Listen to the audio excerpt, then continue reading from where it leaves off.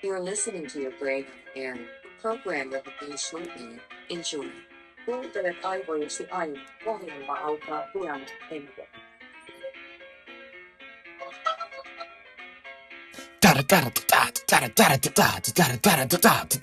Good afternoon, everyone. Welcome back to Your Brain on Air. I am your host, Ollie Volt Larson. And folks, it's a beautiful Tuesday morning. The day of Memorial is over. What do we even have that day for? Many of you are asking. I've actually ran into quite a few people who don't even know why we have it. Veterans Day was specifically to honor all living and past service members. It's completely different and separate. It couldn't be any more different and separate than Memorial Day. Memorial Day is specifically dedicated to the men and women who have given their lives in service for the country. Folks, I got one thing and one thing only to say to these men and women. I remember you. Folks, welcome back to the show. What happened while we were away this weekend? Well, quite a few things, actually. We had another gunman at the White House. They must have like a weekly thing at this point where it's like $15 if you bring an AR-15. We bombed Iran. That's fun, too. Chemical leak at a plant in Southern California. Evacuating around 50,000 people. That's usual shit. Oh, and it looks like we still have 0 arrests. This is according to my papers here. Like, honestly, it's just brand new data. We still have 0 arrests made in relation to the Epstein files. Still no town councils that are willing to say no to new data centers in their towns. And still no hero coming to save us all, folks. What a world we continue to call home. Instead of whining, being real bitches about it, why don't we start talking about the latest of the docket on the biggest plots that the Freemasons are bounding about our world, yielding unending misery and terror for the populace. What disease are they cooking up to breed into ticks now, folks? Plum Island will be dropping the new Ebola variant of ticks before we even know it. Autism centers are keeping children awake just to bill Medicaid even more. Your tax dollars are being wasted on kids who parents can't just bother to quit with the vaccines and keep boiling their toddlers' heads with fevers every few months. Get robbed, loser. You're going to have to pay for that kid's education in a few years. Folks, let's just go ahead and address all of the tension that's brewing up in our world today. For example, tensions beginning to rise and continuing to rise as U.S. forces are launching a self-defense strike against Iran. Let's discuss it.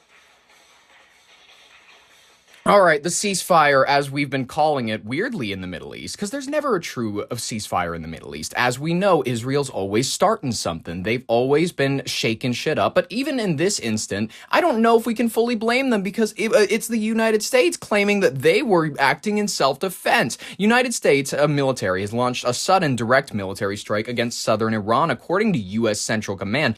American forces executed what they are calling self-defense strikes near a critical port city of Bandar Abbas, located along the strategically vital Strait of Hormuz. Military officials are saying that the action was taken to neutralize imminent threats. What imminent threats? Specifically targeting Iranian missile launch sites and fast-act naval boats that were actively attempting to lay sea mines into commercial shipping lanes. Folks, that's not fun. Obviously, we had to bomb the shit out of them. The military escalation is obviously at a sensitive time. The U.S. and Iran have been engaged in a tense, weeks-long ceasefire following 3 months of intense regional conflict. And according to a lot of mainstream sources, the incident began when U.S. Navy intercepted and sank 2 Islamic Revolutionary Guard Corps ships attempting to deploy the mines. Iranian forces responded by firing surface-to-air missiles at the American aircraft, triggering a wider retaliatory strike on the mainland. Despite the explosions, CENTCOM spokespersons Captain Tim Hawkins emphasized that U.S. forces are practicing maximum restraint to preserve the truce, while Iran's foreign ministry blasted the strikes as showing bad faith and warned that no act of aggression would go unanswered, obviously. So let's take a look at what they got. Eyewitness News. Turning now to the Middle East, tensions with Iran ramping up again. The U.S. launching what it calls self-defense strikes just hours after President Donald Trump said a deal could be close. ABC's Lindsay Tuckman joins us live with details. Lindsay, good morning.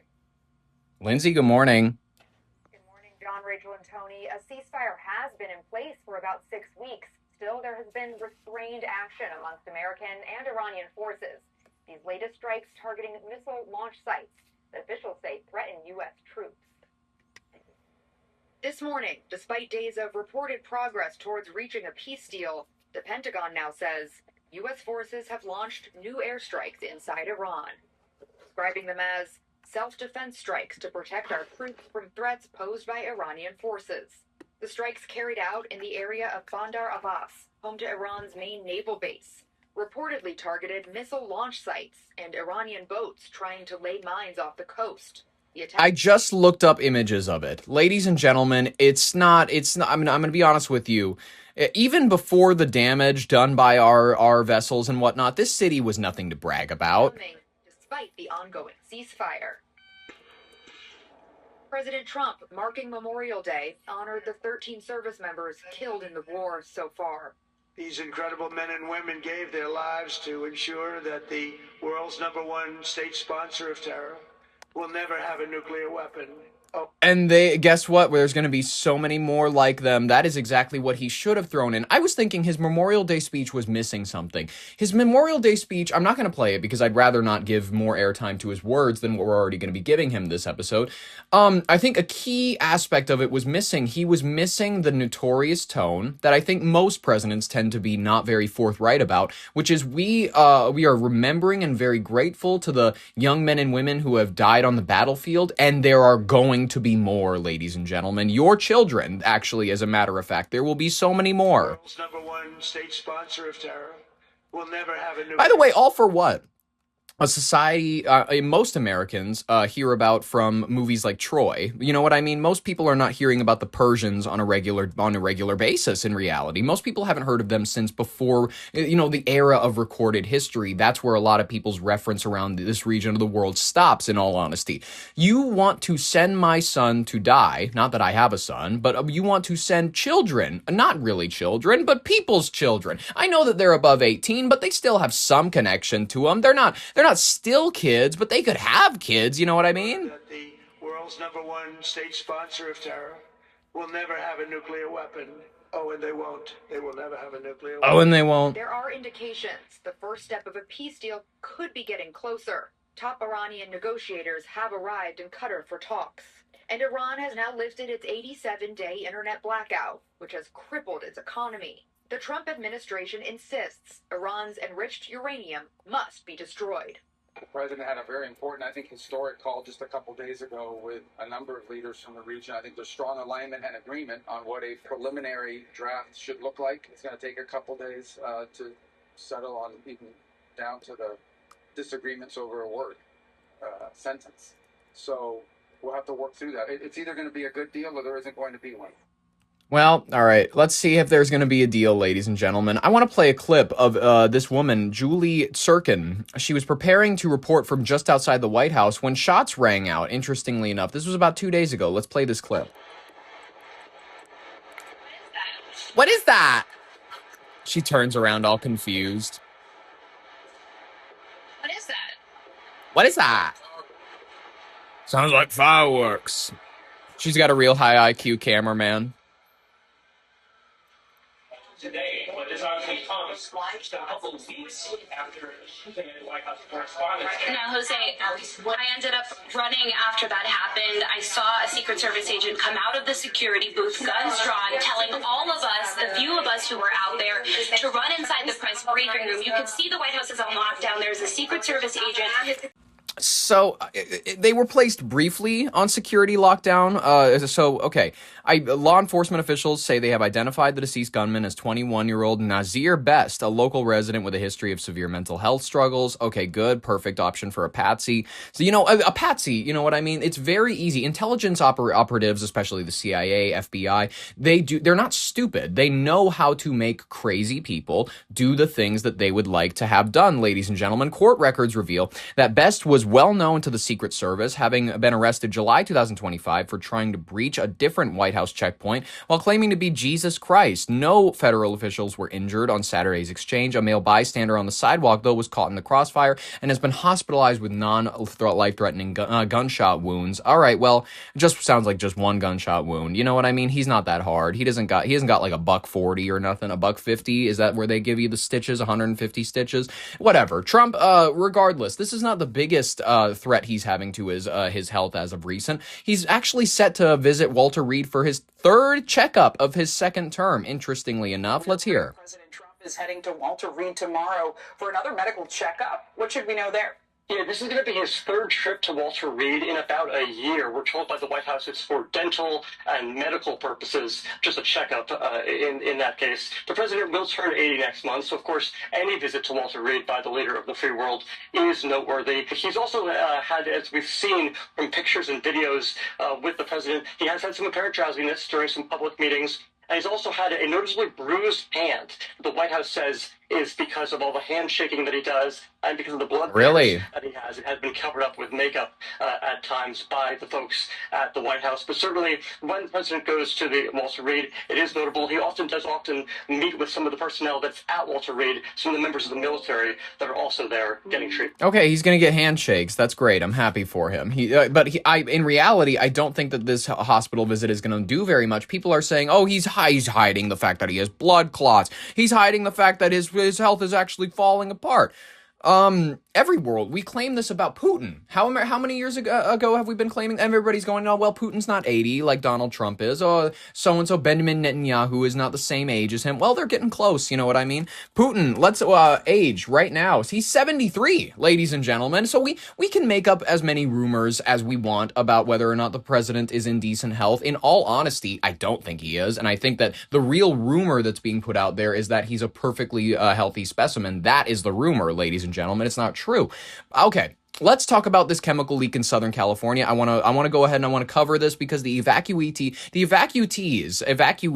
I'm going to call them the evacuettes. They are desperate for more information. They're curious. Am I going to be able to go? Am I going to be able to leave this FEMA camp anytime soon? Well, let's hear about it. Go ahead.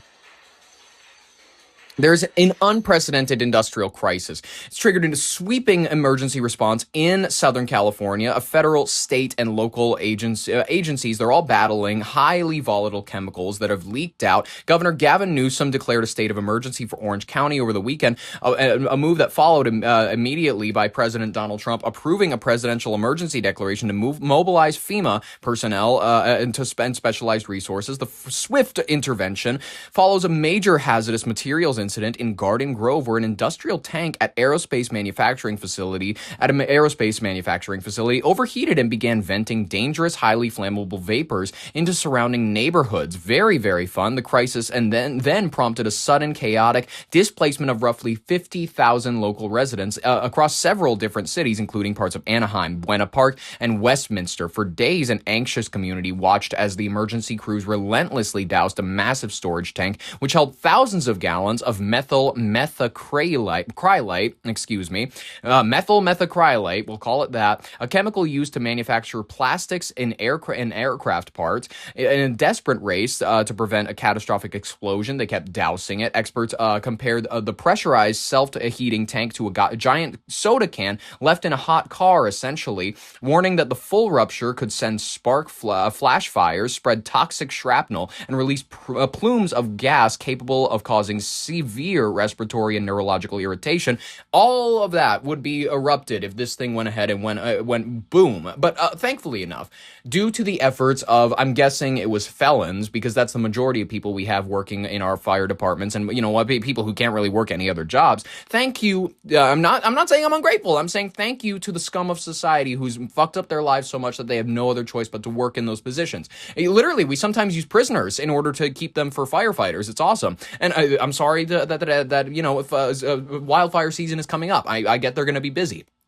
And in a major breakthrough, emergency management officials announced that the immediate threat of a catastrophic explosion has been successfully neutralized. We are not going to have the Californian Chernobyl.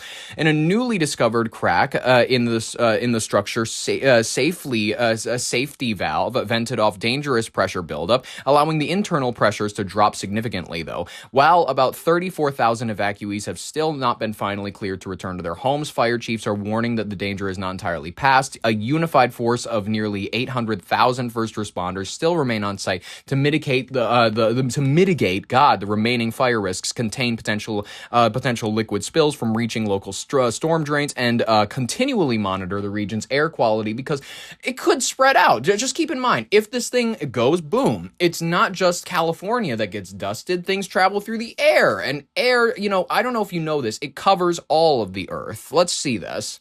Now to what has been a tense situation in Southern California over the last 48 hours. A crack discovered in an overheated chemical tank, forcing more than 50,000 people from their homes surrounding Garden Grove, a short distance from Disneyland. Officials said today there's no longer a risk of a massive explosion, but other dangers remain. Our Jonathan Vigliotti is at the scene. Vigliotti. After 4 days of fear, today relief. We are happy to report that the threat of a levee is now off the table. The risk of a levee, a catastrophic explosion of toxic chemicals, had hung over residents of 6 Orange County cities since Thursday, when firefighters responded to GKN Aerospace, a large facility manufacturing jet engine parts. On the property, a storage tank filled with methyl methacrylate began heating up, raising fears pressure could trigger rupture and send a toxic plume into the air. The chemical can cause respiratory distress and skin irritation for nearby residents. The main word for me is the aftermath. More than 50,000 people... Beyond dramatic, that's not a word, you retard. Evacuation, many crowding emergency shelters as firefighters spent days cooling the tank. Overnight, crews carried out a risky mission to inspect the damaged container, discovering a crack had actually released built-up pressure and heat. The temperature has been stabilized and actually reducing. But concerns of a smaller explosion or fire remain, which may mean not everyone can return home just yet. Outside a food truck feeding evacuees, we met Jacqueline Riegos and her dog Jericho. Catastrophe is being averted. They had been sleeping in her car since Friday because shelters separated pets from their owners. Why did you choose the car over a shelter? Him. Him. He's my priority. Your dog. Your dog is the priority. You're serious. All right, cool. I'm really happy that you have that deep of a connection. I hope you look forward to sleeping under a bridge with him. Add more trauma to him. And tonight, thousands of families still awaiting official word it is safe to return back home. Meanwhile, the district attorney announcing his office is now investigating the exact cause behind this crisis, Drika. Yeah, I'm really deeply curious to know what the exact cause of this is, ladies and gentlemen. It could happen, by the way, anytime. Once we do have this moment where maybe not people are not able to go to work, when the power grid gets wiped out, when we have a solar flare that has, our phones not working for at least, a couple of months.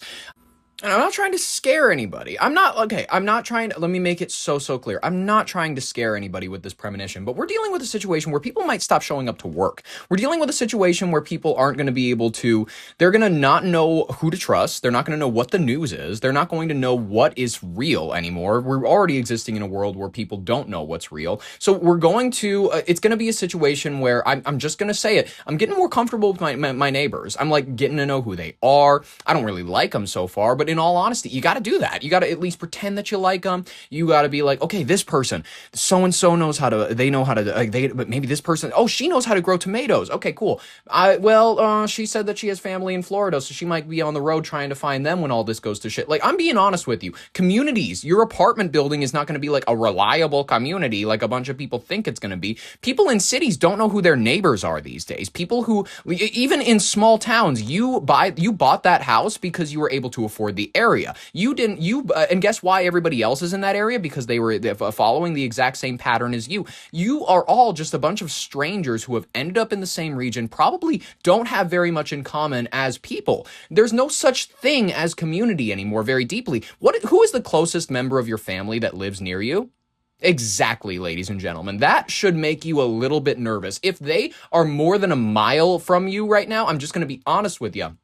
You have to have a plan. You have to have a rendezvous spot. You have to have a place where your family is going to be able to go when it all goes down, when it all falls down. Like in the Kanye song, you are going to need to figure it out with your family. They're the people that you're going to have to keep safe, in all honesty. All right, ladies and gentlemen, when this sort of a thing happens, you need to realize that these plants are it's not just California, it's Minnesota, it is in Washington. These plants, these manufacturing plants, and these new nuclear plants are everywhere. And if we don't have humans as a society to string all of these, devices together, if we don't have people to regulate all the pressure valves, if we don't have people going to work, clicking their keys, if we don't have people going to show up to Chernobyl, these nuclear test sites are either going to, at best case scenario, run down slowly over time, break in functions, but hopefully nothing goes too catastrophic and the rods just sit there inside of the reactor. However,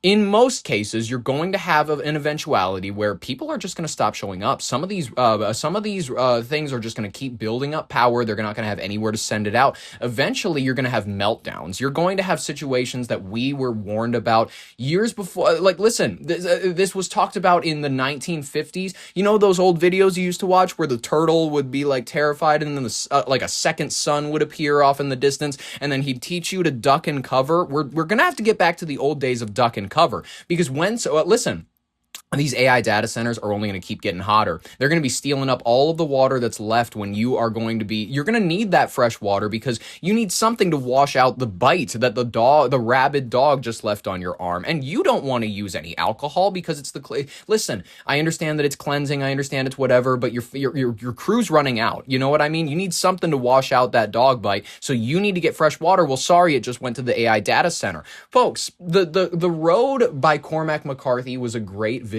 for what we're all going to have to look forward to when it comes to just resources, cannibal cults, people like that will, if you and your child are not careful, you are going to become cattle. You're literally there's going to be farms where basements full of people will be. You and your child will be like, oh shit, it's a farm. You know what I mean? Like, it looks like nobody's home. And then when you and your child go into that farm, you're going to open the basement and you're going to look down and it's going to be all people that are too weak. They were too weak to survive on their own. So they were kidnapped by this family of farmers, and then half of them look amazing. They don't feed them very well because they don't want them to be too strong so that they can't fight back. They want them to just be weak, and it's literally human cattle. This is stuff that sex traffickers are already doing. Like, these basements are already in towns that you know about. This is stuff that people are already doing. They're just going to start doing it with, like, instead of selling those humans, those sodomites into slavery, they're going to eat them.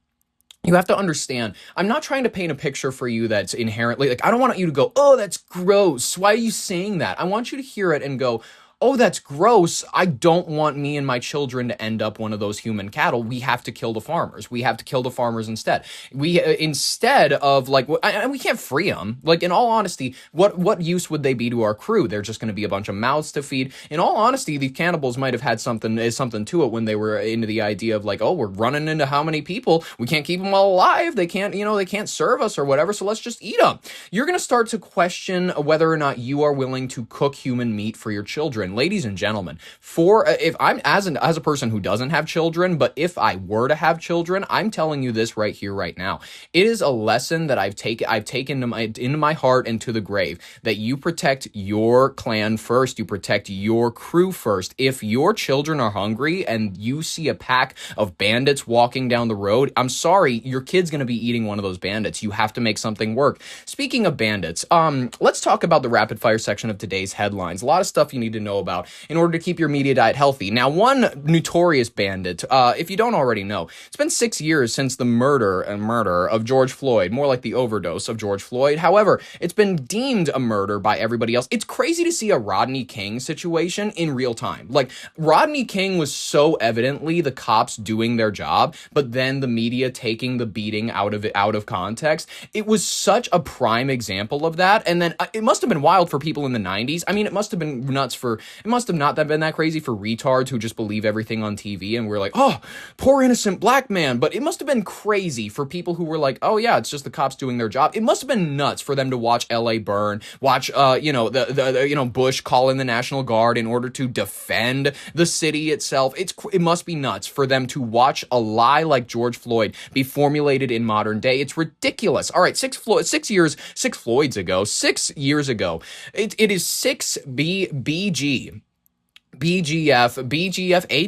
I'm going to say AGF. It is 6 AGF after George Floyd. This year. We're going to start redefining our time around this guy. He is the new Yeshua. It has been 6 years ago where the murder of George Floyd has happened, and it looks like the streets of Minneapolis. They have changed the city into one of memory and celebration. Let's look at this. Since the murder of George Floyd, Murder. 38th in Chicago and South Minneapolis. Today, community organized an all-day festival at the site with live music, activities, and food. Some of Floyd's family members also visited the site today, including Floyd's uncle, who said It looks like an Afrikaans village. An emotional experience even 6 years later. I'm mad. I'm mad. Sad. I'm sad. Because we've got an empty chair at the Christmas table every year. We got an empty chair at the Christmas table every year. It sounds like he wasn't attending family Christmases too terrible often. He did not sound like a too terrible nice of a family man. From the way that his life was, the things we know about this gentleman, it didn't seem like he took his family all that serious or life all that serious. His daughter won't get a chance to see. He won't get a chance to see his daughter get married, graduate high school. But the impact I bet he'd be shocked that he had a daughter too. that he's made by his death, it lives on. It lives on. Walz also stopped by the site today. Of course, Governor Walz stopped by the site. I'm surprised that some white guy like him wasn't shanked. Community members, the family will host a candlelight vigil at 8 o'clock tonight at Floyd Square. We'll bring you that video coming up tonight at 10. Oh, for cringe. I love it, ladies and gentlemen. Well, blessed be he. You know what? I have the dick bong right here on my desk, ladies and gentlemen. It is my favorite thing that I've ever purchased in Minneapolis. It is a red, white, and blue dick bong. And I purchased it from the store that turned him away when he tried to give him that phony 20. And let me just tell you this, ladies and gentlemen. It's unfortunate to see what this is doing for American culture and society. Like, if you go to that neighborhood, it's just fucking dirty. It's dingy. There's homeless people sleeping at the gas station across the street, and it's called People's Way or some shit. It's absolutely pathetic. It's absolutely just it's what you can. I want every person who doesn't understand the words victim culture to go and take a look at George Floyd Square, because never before you'll never see a painting of victim culture. It'll never be painted so clearly for you that this is just racial grievances at its absolute finest, ladies and gentlemen. Free Derek Chauvin, ladies and gentlemen. Free him. Let's talk about something else instead of Minneapolis. How about police on Long Island? They're now using a roadside salvia test that can detect marijuana and other drugs. This test system, called Sotoxa, can take up to 5 minutes, and it can identify 7 types of drugs, including methamphetamine, cocaine, benzodiazepines, THC, and opiates. Now, this worries me a little bit, given the fact that THC can stay in your system for up to 30 days. This means that I have a level to which it cannot go down. My usage period, people will go, oh, you should take a tea break. I understand that. That is for people who are like, oh, I'm a serious weed smoker. Real weed smokers know how to take tea breaks. It sounds like you're just a quitter. That's what it sounds like to me. Ladies and gentlemen, tea breaks are fake. They're one of the biggest, things out there where it's just like, oh, I can't handle how deep and interesting my mind is. It's probably not that deep and interesting at all. You're actually worried about how dull it is, so you need to take a break from investing yourself deep in your mind. Ladies and gentlemen, there is not a chance that if I go and take one of these tests that it would show up as me having a low level, and I'm fearing the false positives that it's going to get people thrown in jail for already. Straight inside your mouth. Even with marijuana legal in New York, most local police still have no roadside test to determine what drug may be impairing a driver. But Southern police say this is a game changer. It's so positive for cannabis. It's called Sotoxa, a saliva test which in 5 minutes can identify 7 types of drugs. Methamphetamine, cocaine, benzodiazepines, THC, opiates. Drugs which must be identified in New York to prosecute. If we don't know what exactly substance a person is intoxicated with, it might be marijuana, it might be fentanyl, it might be heroin. We need a test that tells us what they're on. There are people out there in their cars smoking marijuana. Our ability Hell yeah. is hampered by the fact that there is no legal level of marijuana intoxication. Hell yeah. Police have rolled out 3 of the devices along with this warning. If you drive high or drunk, there's a lot to lose. Not only will you lose your car, it's unlikely that you'll get it back. We'll crush it. Your car may be ordered forfeited, like this BMW was. It's not worth it. It's 2026. Call a ride share. Since marijuana can stay in a person's system long after the high is gone, critics say this can lead to false positives. Bam. Police say they use it with other tools, sobriety experts, and court-ordered blood tests. It can't measure the level of impairment like a breathalyzer, but officers say it finally gives them the ability to detect drug use at the roadside. Then motherfucker try me, alright? Next time you see me, Kappa, I know that one of you is listening to me. It might be one of you that pulls me over. The way that you fuckers like to pull me. Listen, I know you bastards like to make your quotas. It's near the end of the month. Let's just see if we can get anybody with a tail light out. Like, alright. You're real public servants out there. You're serving the people for, listen. I'm just gonna I'm gonna let everybody know that their personal police force, ask them if they're Freemasons, they're gonna get shaky. Every time you get pulled over, you should ask your police officer if they're an active Freemason. And most of them are. It's big in police. It's big in the police sector. If you know any, if you're personal friends with them, ask them. It's not that hard. They may lie to you. In all honesty, they could lie to you. However, I just want people to be forthright and honest. The Freemasons are everywhere. They're strung throughout our society. How else do you think they get their bidding done, ladies and gentlemen?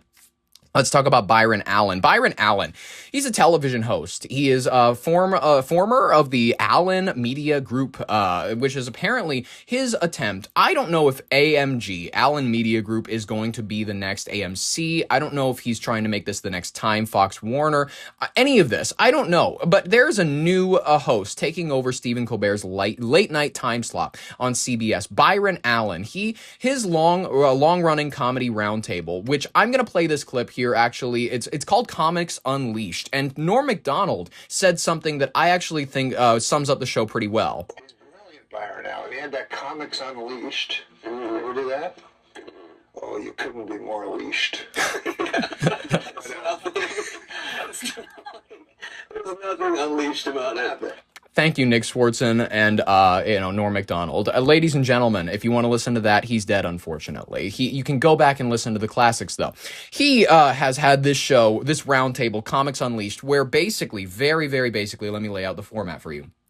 This guy, black guy, comes out, sits down on the not the desk. He sits down on his chair, looks to his right or his left, depending on where the comedian he wants to address or set up is, and he goes, so and so. What do you think about this subject that you told me to pitch you in the back earlier? What and so? What do you think about women from LA? Or what do you think about this?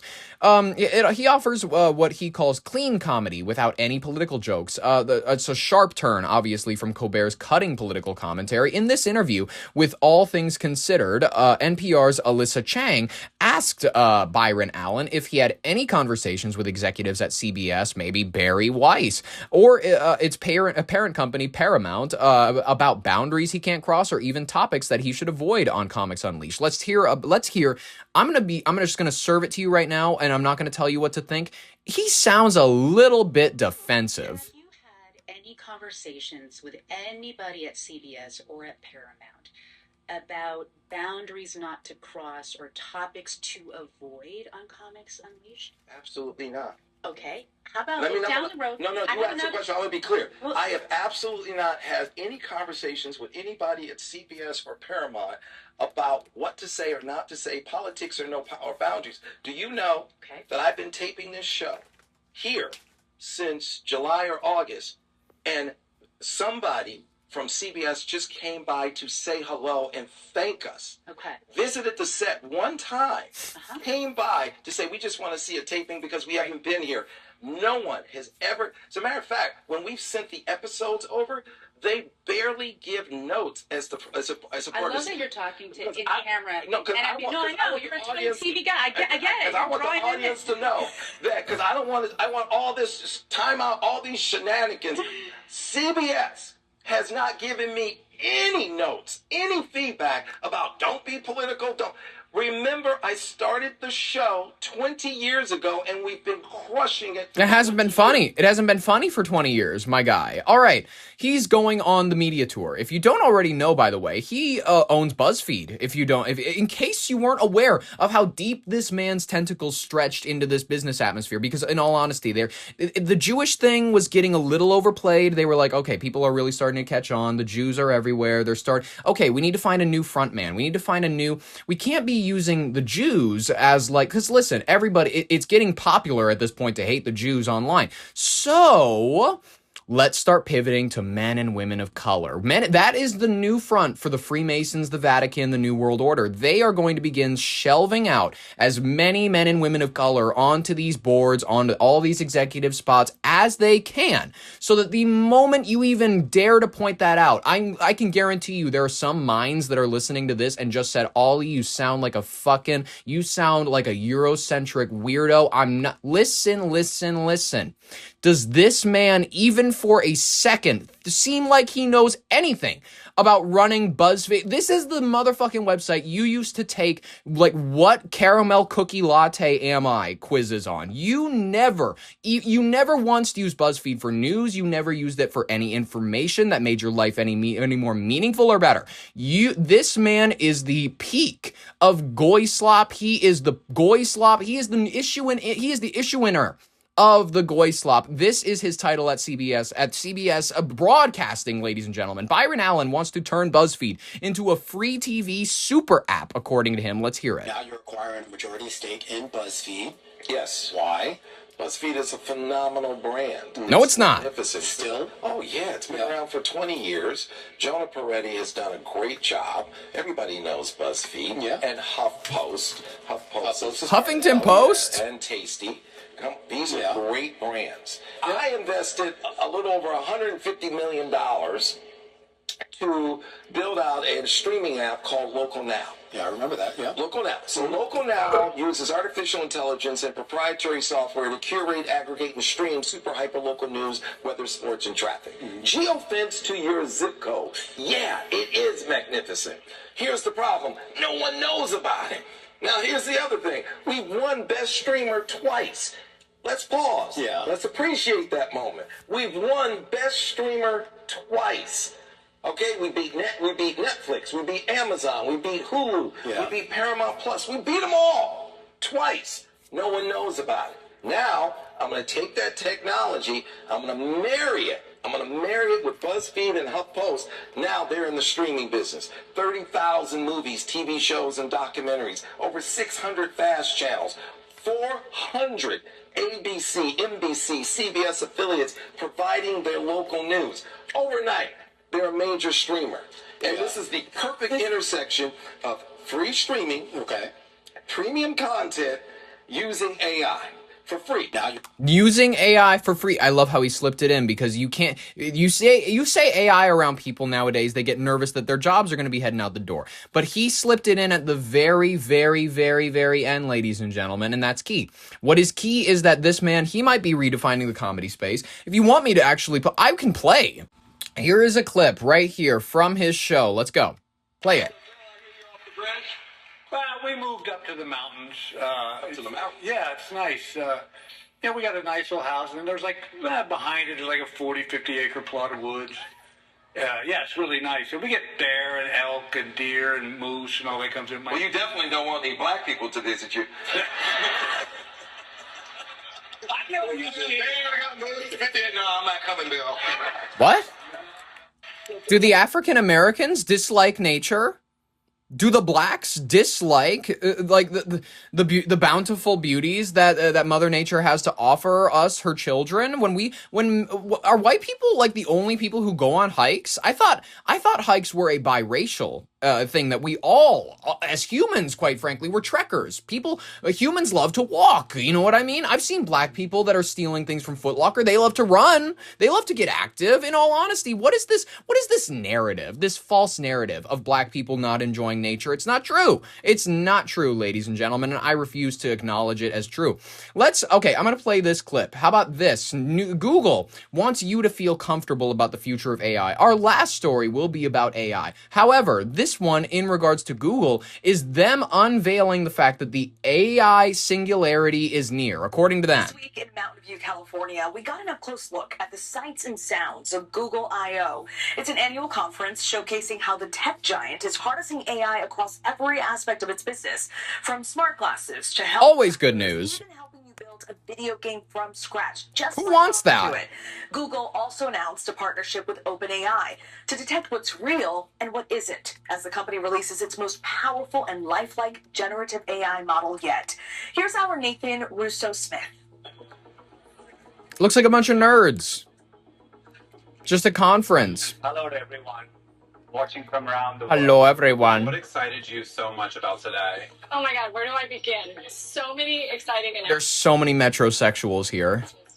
I mean, first of all, the fact that there are 900 million people coming to Gemini every month is like extremely exciting. Introducing Gemini Spark. It's your personal AI agent that helps you navigate your digital life. We heard a lot about agentic AI, and it seems to be something that Google is really leaning in on. Yeah, think of agentic as Gemini can do things for you while you do something else. Keep a list of who's bringing what. Remember to email those neighbors who haven't signed up yet.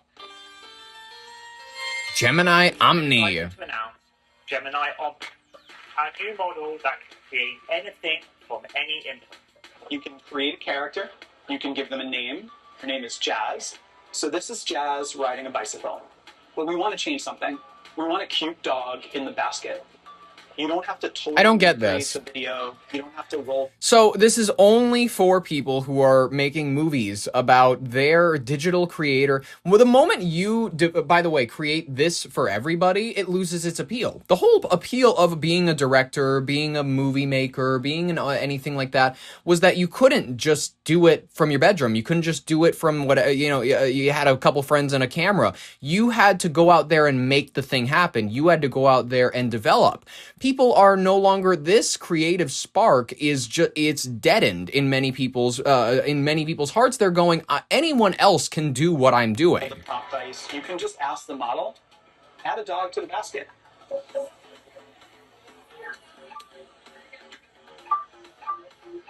Generative AI gets better. So does the need for greater transparency. Research shows people can correctly identify high-quality deepfake videos only about a quarter of the time. For example, this image was making the rounds on social media last year. It's obviously fake. I don't eat hamburgers. AI can make these amazing Of course, Sundar Pichai doesn't eat hamburgers. He's Hindi. images that look really realistic. Which Even is, more realistic now with what you just unveiled. yeah, so Synth ID is this technology that's inside the image, so it can't be cropped out, but you can ask Gemini or Google search and it will tell you if an image is AI. And so OpenAI has signed up that they'll use that same technology. How nice, ladies and gentlemen. Well, if you want to hear about the wonders that Google has to offer you, which is like you can take a picture of yourself and then look like a doll, I guess, or like look like you're standing in a candy land. I don't see any purpose for this. This is stuff that your family is going to know you with on Facebook. This is they'll send you a picture of you like robbing a carton of milk or something like that, and then you'll be like, well, that was funny. But then it's like aunts are going to start doing it. They're going to be like, look, I made a family portrait. We're all standing in it because nobody bothered to show up to Christmas that I hosted at my house. It's going to start getting sad. And we're going to start to see like grandmas making AI generated pictures of them surrounded by all their grandchildren to make them all feel good. We're entering a really scary section of our lives, ladies and gentlemen. Okay, let's talk about this scary section of all of our lives, autism clinics. They are encouraged. Okay, thousands of autism clinics have sprung up across the United States. If you don't know, it was once a very obscure therapy. It's now a multi-billion-dollar industry, and this rapid expansion has played out with a little to none regulatory oversight, and profit-motivated practices have created conditions that, if you don't realize, and hopefully you do, can harm children. The New York Times has investigated and found that healthcare reporters have explained what we've learned in regards to them practicing the 7-minute naps. Cut the children's naps off in order to make sure that we can bill their parents as long as they're awake. The rule at this autism clinic is that kids can only nap for 7 minutes. You gotta stay awake. Autism clinics are these places where young children go to learn social and communication skills. They're pointless. But a lot of these clinics implement... Unless your child is like nonverbal or like, that type of, you know, they're laying on the floor if they're not in a chair. Like if they are like, I'm sorry, when it comes to, when we're putting kids in autism centers because they don't know how to make friends, or maybe they have a weird thing where it's like, stop it, Leon, and Leon just keeps hitting himself in the head because he doesn't know how to deal with his anger yet. And you're like, quit it, Leon. We taught you not to do that. You just don't know. More often than not, kids these days, they just act like children, but we don't know how to deal with it. So we clarify it as autism. We start throwing pills at them from the age of whenever, and then that's their lives. That's a lot of kids' lives from the start of their love they come out of the womb. Many of their employees and former employees told us put their profits ahead of children. Earlier this spring, I visited a clinic run by Complete Kids, which is a really fast-growing chain of autism clinics in North Carolina. Looks like it's run by crooks. This 6-year-old girl, she had been at the clinic nearly 5 hours, and she fell asleep on her therapist. A supervisor noticed there was someone napping in the clinic, and he said something along the lines of, how long? I gave her 7. The 7-minute figure struck us as relatively short, but we learned that the reason they're being woken up is so that the clinic can keep the billing going. Right now, across the country, Medicaid pays for therapy in 15-minute increments. In North Carolina, they pay about $21 for that amount of time, and they have to be awake and performing therapy the majority of those 15 minutes. So at 7 minutes, the timer goes off so that the child can get up and do 8 minutes of therapy, and that time can be billed to the Medicaid program. How nice. Those 15-minute increments basically make up the company's business. There are parents we talked to who felt this therapy was a lifeline for their kids. They learned really important skills in these clinics. Yeah, because you're not at home teaching them. Because you're like, oh, this economy. Why am I supposed to even make any time for these children? You're clearly a bad mother. You are a bad mother or father. You are neglectful of your child to the point where socially they have not developed, because we love to pretend that it's not the fault of the parent who the child ends up being. It is. It is only actually the fault of the parent in most cases. In most instances, it's the external stimulation. It's what these parents are feeding their children when they give them attention, when they're in the home. Most of these fucking millennial parents can't get off their goddamn phone for 5 minutes. No wonder the kid has a severe developmental crisis. They can't connect with anybody. These were a relatively small market until the mid-2010s, when states started to pass mandates requiring health plans to cover autism treatment. And then you saw the market. Worst idea. In North Carolina, there were the worst idea we've ever had was expanding this industry. 61 clinics in 2019. This year, we're up to 409,000. And people are all nervous that the next TSA agent that might check you, it might be a private company, because the private company, they're opening the private sector to where TSA agents, they don't have to be federal agents. They can and they want you to get all nervous about that. They are like, the Trump administration is carving out, the Obama administration carved out this entire industry. The autism billion-dollar fraud industry that has been carved out as a result of the Obama-era regulations. No one wants to talk about that. No one wants to discuss the fact that this is draining our society by the masses. These clinics are a really attractive business proposition. Private equity has gotten involved. Fuck, I'll start one. Strong motivations to keep kids there many hours. The staff have relatively minimal training, about 40 hours. Orientation checklist, an orientation video, a Q&A with OM, setting up your accounts on Outlook, Cure, Rethink, and Teams.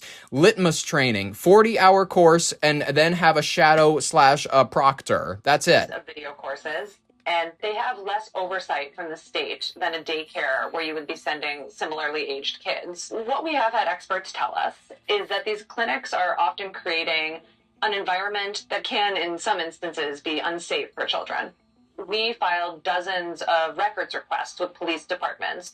We found that since 2023, there were at least 12 reports of abuse against children. Poor people are getting in on the scam. That is the thing, is that all of these autism centers and whatnot, all of these clinics that we've discovered are completely fake, that the ones that the Somalis ran in Minnesota, don't make it a racial thing, 89%, shut up. If you want to talk about the actual thing that's going to make this whole scheme we call America fall apart, it's the fact that not just the rich people are robbing us anymore. It's like randos. It's like people who figured out that, oh yeah, I can just start a business. I don't even have to rent out the place that I claim the business is at, and I can just like siphon off hundreds of dollars from the federal government every week. This is the tits. This is awesome. Why wouldn't I do this now? This is what's going to make the bottom fall out of the Ponzi scheme. The Ponzi schemes normally always last when it's just the top people that are benefiting, because you can always siphon money from the people near the bottom. Well, if the people near the bottom start realizing they can start their own businesses to funnel off of people, soon there's going to be no bottom. There's not going to be a bottom for these people to funnel out from anymore, and now the whole scheme comes undone. Kids' locations. There was a case of a 4-year-old girl who came out of the clinic one day, pointed to a mark on her arm, and told her mom, "Teacher bit me." This case later resulted in criminal charges against that employee, who was found guilty of assaulting a child. Well, the company told us that they fully cooperate with law enforcement, that their care is providing value. No one has ever been pressured to take more hours than they needed, and said that they, welcome any scrutiny of their practices. Yep. These businesses are built to help children, but they are also built to enrich their owners. And their business model can make it too costly for a kid to take a nap. Yeah, honestly, I get it. Totally. I understand it, and I'm going to start doing it, ladies and gentlemen. You're going to see Ollie's Autism Center here in a few years, and I can't wait for it. All right, let's discuss. How about this? Churches are sold out in New York. This is unfortunate. Young Catholics are showing up for community faith, and according to the priest, the excitement of falling in love with a pretty girl. Oh, this is a creepy piece coming out of the Wall Street Journal. People in New York City are lining up to go to church. This is St. Joseph's in Greenwich Village, and on Sunday nights, it's completely packed. Catholics are showing up en masse. You know what's always been big with the kids? You know what I mean? And I think the kids might see this in the church. As a matter of fact, it's been such a staple with the church, and now it's just getting big with the kids. You know what I think is attracting all these kids to the church? Anal rape. Let's hear the rest of this. Folding chairs in the aisles, people squeezed into the foyer, balcony steps full, and standing room only for a 6 p.m. mass. But the night actually starts around the corner right here. Every Sunday evening, around 200 people gather here for pizza before walking over to church. They're calling it Pizza to Pews. While some people live in the neighborhood, other people will drive in all the way from Long Island or pizza. You got pizza. You got a pizza shop. People are showing up en masse to get pizza. And I hope grape soda, and then going to church. The pedophile jokes write themselves. Take the train from Boston. And this is part of something much bigger. Gen Z now goes to church more than boomers do. A lot God of help us. said the same thing. In a big city, they wanted to build a connection with God and find a community. Some people are also not so secretly looking to find a spouse. Last month, the priest actually addressed it from the pulpit. God isn't the only reason why people are showing up, he said. There's also the excitement of falling in love with a pretty girl. A pretty girl? I mean, I didn't know that the girls were trying out lesbianism that much. Lesbianism. We treat it like a religion, which it kind of is a religion. It became a religion right around the time of the 1990s, when it was still kind of a shady topic. A lot of people still considered it to be a mental situation with a lot. Then they were hearing about this gay community thing that was popping up on the West Coast. What is San Francisco, and what is this gay? Why are people dancing around in rainbows and shit like that? Eventually, with Ellen DeGeneres, it's so hard to explain to kids these days who Ellen DeGeneres was and who she eventually became. It's very tough to explain to them that when she leaned over and did the "Susan, I'm gay" or whatever moment, suddenly being gay was not like this, it's this elusive thing that only a couple people are. Suddenly we have to treat people who scissor with reverence and treat it like it's a big deal just because your aunt does it. You know what I mean? Suddenly scissoring's not a joke that your dad talks about anymore. It's something that you all have to take deeply, very, very seriously, because those people are in love. Those people, they could have a baby together, and maybe you don't know where the baby's going to come from, but they could, ladies and gentlemen. The conversation around it completely redefined when Ellen DeGeneres,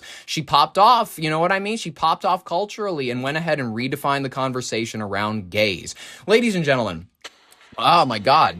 I didn't want to play the transitional moment. I was just about to start the story. Let's talk about Pope Leo's warning about AI, how some tech executives are reacting to it, just in general, how nervous apparently even Catholics are getting about AI. Let's begin. Go. Now you can do the transition.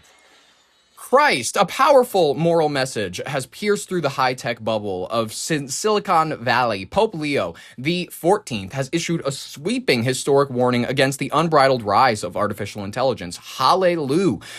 In the very first encyclical of his papacy, a highly authoritative 82-page document titled Magnifica Humanitatis, God damn it, Magnifica Humanitatis, or Magnificent Humanity, the American-born pontiff declared that artificial intelligence must be disarmed before it triggers a new era of global dehumanization. Speaking directly from the Vatican on Monday, Pope Leo compared the unchecked expansion of AI to the dangerous dawn of the nuclear age, warning that leaving the fate of humanity in the hands of a few tech billionaires driven by idolatry of profit is a reckless gamble that threatens world peace, human labor, and democracy itself. Then, you know what? I would love to say this directly to the Vatican. Stop stop dealing with the Freemasons. Stop, I'm just going to be honest with you. You claim that you don't like where the world is heading. You're the New World Order. You guys are heading the New World Order. You're involved. You're entrenched with the banks. You're the reason that many people are dealing with third world immigration on the masses into their societies. You are the reason. This is, I'm sorry to say it, this is a right message, wrong messenger. The Pope's sharpest condemnation took direct aim at the rapid integration of AI into global warfare and daily corporate decisions. The pontiff stated unequivocally that it is completely impermissible to entrust lethal or irreversible decisions to artificial systems, arguing that turning bomb targeting or troop deployments over to automated algorithms strips away human consciousness and creates a dangerous vacuum of moral accountability. Oh no, the AI did it. That's, you know what? A solid point on his front. A solid point. Unfortunately, I don't like the fact that the man who, is scripting out, not necessarily scripting out, he's working with the New World Order. I don't love the fact that he is the one who has to issue out this declarant.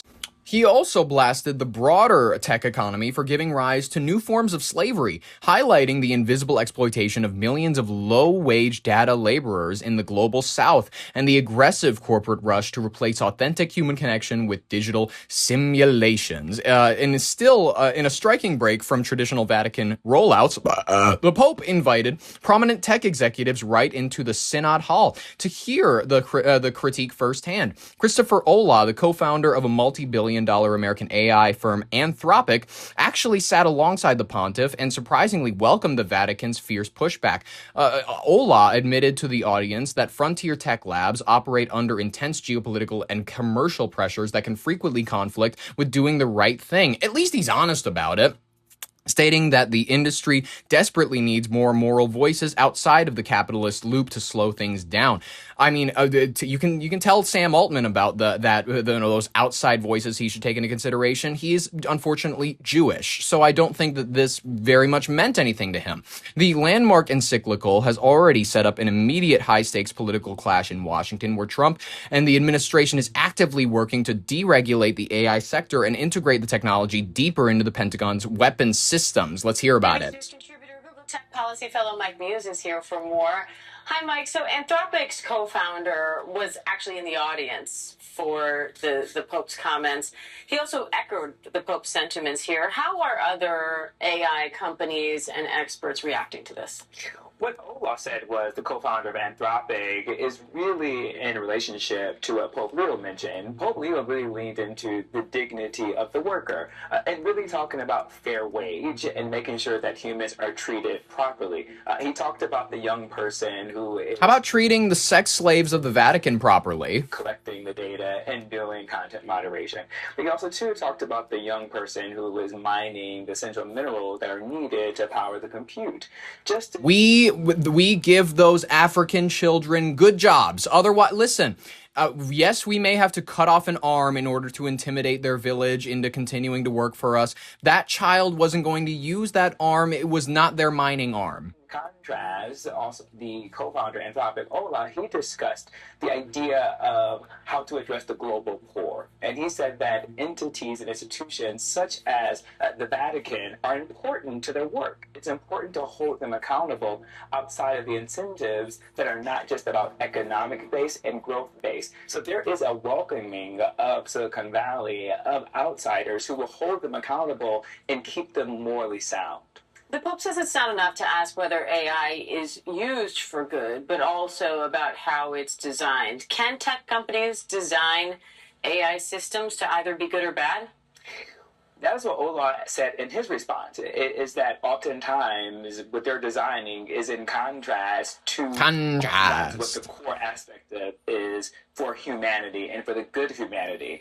When they are in the race that we see right now with the major tech companies to be first in with products, you have OpenAI, you have Anthropic, you have Google Gemini. What he was suggesting is that the incentives to win the race may go outside the boundaries of what is best for humanity. And so what he's saying is that oftentimes they're designing systems, and specifically when they look inside the mysteriousness of the systems to exactly what Ola said, oftentimes shocks them. And then that's what is important for entities like religious scholars, people in the humanities, to push back on them to make sure that they stay within the boundaries and that they are not blinded by the incentives to win, by the incentives for economic gains, and by the incentives to get their products out first. Pope Leo is calling for stronger regulation. He's warning that the power around all of this is concentrated in a few number of people, a few powerful companies and their leaders. How do you make a more democratic or inclusive setup for all of this? I like that Pope Leo is taking the lead. And I often talk about that we need humanities. We often are so focused on getting individuals to major in STEM-based careers in order to advance the future.